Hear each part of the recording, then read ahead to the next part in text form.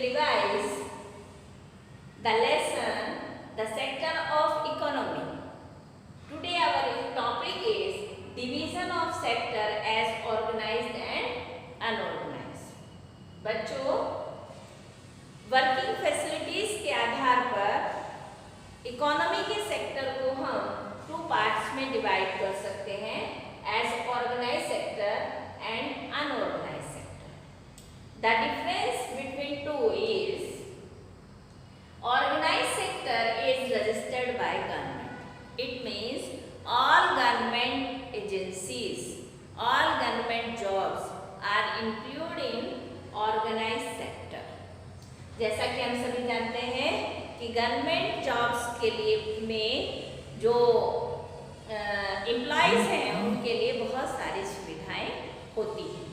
जैसे उनको job security होती है, साधारणतः उनको जब चाहे जब प्राइवेट जॉब की तरह उनको जॉब से नहीं निकाला जा सकता है. It means it provide job security. इसी के साथ साथ बहुत सारी फैसिलिटीज गवर्नमेंट सेक्टर में एम्प्लॉयज़ को मिलती हैं. जैसे उनको लीव्स मिलती हैं, अर्नड लीव मिलती हैं, बीमार होने पर मेडिकल लीव भी मिलती हैं और छुट्टियां लेने पर उनका कोई पैसा भी नहीं कटता. और इसी के साथ रिटायरमेंट के बाद उनको बहुत सारी फैसिलिटीज भी मिलती है. भाई हम दूसरी और देखते हैं जो अनऑर्गेनाइज सेक्टर है, जिसे हम प्राइवेट सेक्टर भी बोलते हैं. जैसे किसी शॉपकीपर के पास कोई एम्प्लॉय काम करता है, या पेट्रोल पंप पर छोटे मोटे बच्चे और एम्प्लॉयज काम करते हैं, या और तरह के जितने भी इस तरह की जॉब्स हैं या प्राइवेट कंपनीज में जॉब है, वो गवर्नमेंट के पास रजिस्टर्ड ही नहीं करते हैं अपने एम्प्लॉयज़ को. रजिस्टर्ड ना करने के कारण क्या होता है, वो जब चाहे अपने एम्प्लॉयज़ को जॉब से बाहर निकाल देते हैं. उनकी कोई जॉब सिक्योरिटी भी नहीं होती है और वो गवर्नमेंट के रूल्स और रेगुलेशंस को फॉलो भी नहीं करते हैं. इस तरह से आज के समय में भारत के बहुत सारे सेक्टर्स जो हैं वो प्राइवेट सेक्टर और अनऑर्गेनाइज सेक्टर में कन्वर्ट होते जा रहे हैं, और जिसके लिए एक बड़ी समस्या है कि वहाँ के एम्प्लॉयज़ की सुरक्षा के लिए कुछ न कुछ कार्य किए जाने चाहिए. जैसे क्या किया जा सकता है कि गवर्नमेंट रूल्स रेगुलेशंस को फॉलो कराए. जितने भी प्राइवेट ऑर्गेनाइजेशन हैं, अनऑर्गेनाइज सेक्टर में जितने भी ऑर्गेनाइजेशन दिखाई पड़ते हैं, उन सब के लिए कंपल्सरी होना चाहिए कि गवर्नमेंट के रूल्स को वो फॉलो करें, फैक्ट्री लॉ को पालन करें. साथ ही जो एम्प्लॉयज़ हैं वो भी अपनी सुरक्षा के लिए अपने संगठन ऑर्गेनाइजेशन फॉर्म कर सकते हैं, लेबर यूनियन फॉर्म कर सकते हैं, ताकि अगर किसी भी व्यक्ति के साथ कोई अन्याय होता है तो वह जो उन्होंने यूनियन बनाई है वो उनकी सुरक्षा के लिए काम करे. तो इस तरह से हम खेतों में भी काम करने वाले जो अनऑर्गेनाइज लेबर हैं उनको देखते हैं कि बुढ़ापे में बेचारों के पास कोई सहारा नहीं होता है. वहीं गवर्नमेंट जॉब में जब व्यक्ति रिटायर हो जाता है तो उसको या फंड मिलता है, पेंशन की सुविधा होती है, लेकिन खेती में लगे हुए जो भूमिहीन मजदूर हैं उनके बुढ़ापे की सुरक्षा की व्यवस्था कुछ भी नहीं होती है. तो इस तरह से गवर्नमेंट की भी ड्यूटी है कि अनऑर्गेनाइज सेक्टर में काम करने वाले लेबर्स के लिए वो कुछ ऐसे प्रावधान करे कि जिससे कि उनके बुढ़ापे में भी उनके जीवन की सुरक्षा उनको मिले. Now we come to sector in term of ownership, यानी ऑनरशिप के बेस पर सेक्टर को हम डिवाइड करेंगे. ऑनरशिप के बेस पर sector, these are two type. Public sector, all government own. जिन पब्लिक सेक्टर किनको बोलते हैं, वो सभी गवर्नमेंट एजेंसी जिनका वो सभी कंपनी या ऑर्गेनाइजेशन जिनका टोटल मालिकाना हक सरकार का होता है, उनको हम पब्लिक सेक्टर बोलते हैं. वहीं दूसरे हैं प्राइवेट सेक्टर. जैसे आपने सुना है रिलायंस ग्रुप या टाटा ग्रुप, तो ये सब कौन है, प्राइवेट सेक्टर है, इंडिविजुअल. क्योंकि इस फर्म से होने वाले जितने भी लाभ हैं वो किसी एक इंडिविजुअल के या ग्रुप ऑफ इंडिविजुअल के हैं. हम सभी देखते हैं कि गवर्नमेंट, आप स्कूल का ही एग्जाम्पल लीजिए, गवर्नमेंट स्कूल में बच्चों को फीस भी नहीं देनी पड़ रही है, या जहाँ देनी पड़ती है वहाँ बहुत कम पैसे हायर एजुकेशन में, लेकिन वहीं प्राइवेट स्कूल्स में कितनी फीस जाती है।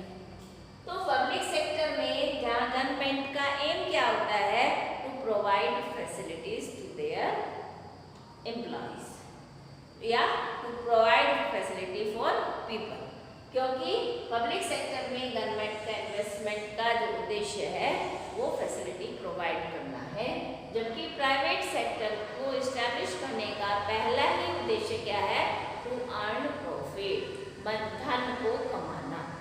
तो that is basic difference between public and private sector. Public sector में जो भी जॉब प्रोवाइड की जाती हैं, जो भी काम किए जाते हैं, वो किसके लिए, जनता के प्रॉफिट के लिए किए जाते हैं।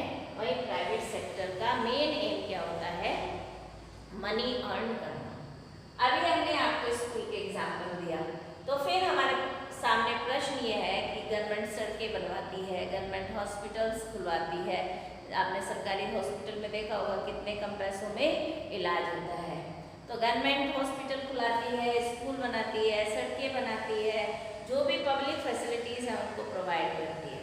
प्रश्न ये है, question is that why government invest money in public sector, government public sector में इन्वेस्ट क्यों करती है। तो इस question that is very important question also for your board purpose. तो इस क्वेश्चन के आंसर में हमको ये पता होना चाहिए कि गवर्नमेंट जो भी मनी इन्वेस्ट करती है, किसी बिग प्रोजेक्ट में मनी इन्वेस्ट करती है, क्योंकि गवर्नमेंट जो है बड़े बड़े जैसे डैम्स बनाना, डैम बनाने में अब इतना बड़ा अमाउंट, जैसे सड़कें बनाना, देश भर में सड़कें बनाना, इसके लिए कोई इंडिविजुअल के पास उतना मनी अवेलेबल नहीं हो सकता है कि वह इतने बड़े बिग प्रोजेक्ट को पूरा कर सके।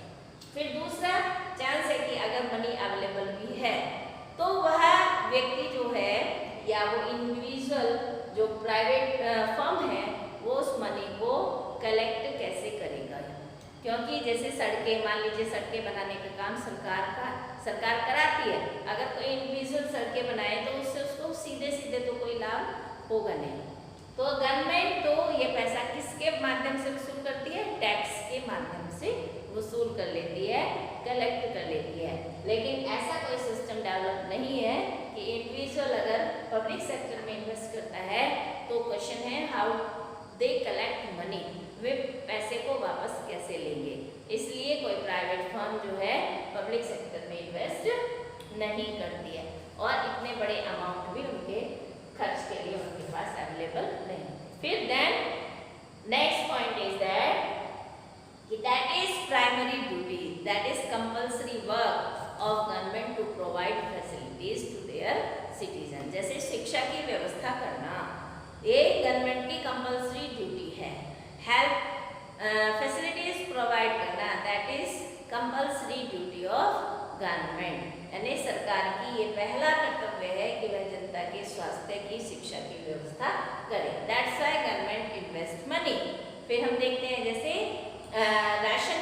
राशन शॉप है, राशन शॉप में किसानों से जो अनाज सरकार महंगे में खरीदती है वही उसी अनाज को 2 रुपये किलो, 3 रुपये किलो डिस्ट्रीब्यूट करती है।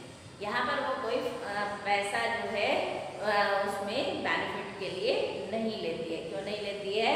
क्योंकि food is essential for all countrymen, वो एक इसेंशियल नीड है और गवर्नमेंट उसको प्रोवाइड करती है क्योंकि ये गवर्नमेंट की ड्यूटी है।